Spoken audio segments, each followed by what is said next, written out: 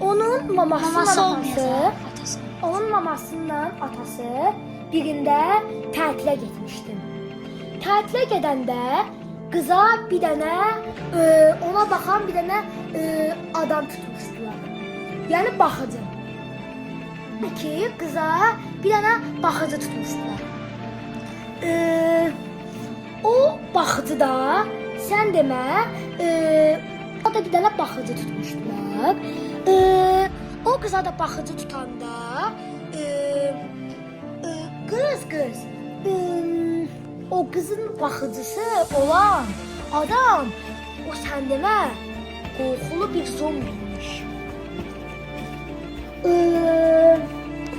O zombi adam istəyirdi ki o uşaqlara nəsə də bir şey eləsin. Və o vaxt uşaqlara içki hazırlayırdı. İçkiyə çoxlu zəhərlər falan qatıbdı ki, qoy uşaqlar ölsün. O vaxtda başladı nəsəsə hər şeyi qarışdırmağa, qarışdırdı. Hamıya ondan sonra qarışdırandan sonra da uşaqlara verdi. Uşaqlar da o vaxtı onu da kuxunada hazırlayırdı. Uşaqlar da o vaxtı onlar qapının böyründən baxırdılar ki, görək ki o baxıcı nə hazırlayır onlara.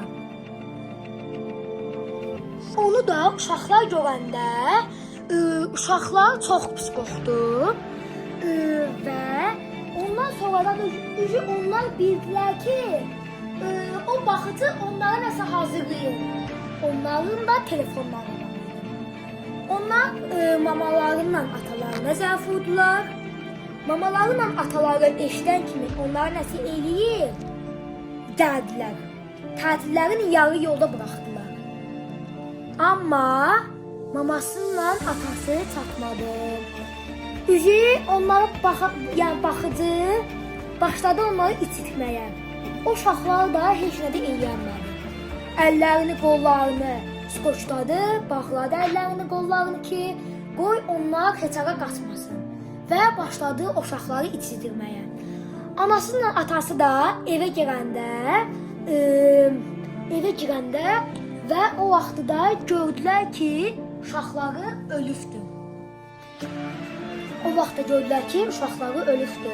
Amma baxıcı evdə deyil. O vaxtda bir də yadlarına saldılar ki, birində belə bir hadisə onların o birisi uşaqlarında da olmuşdu. Və o baxıcı bu baxıcı idi.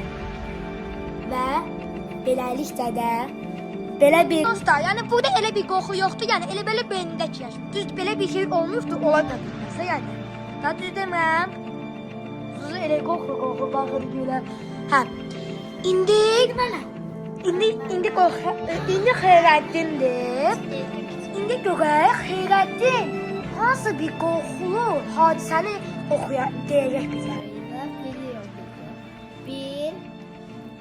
Bir qız var idi. Onun atası və anası onları bir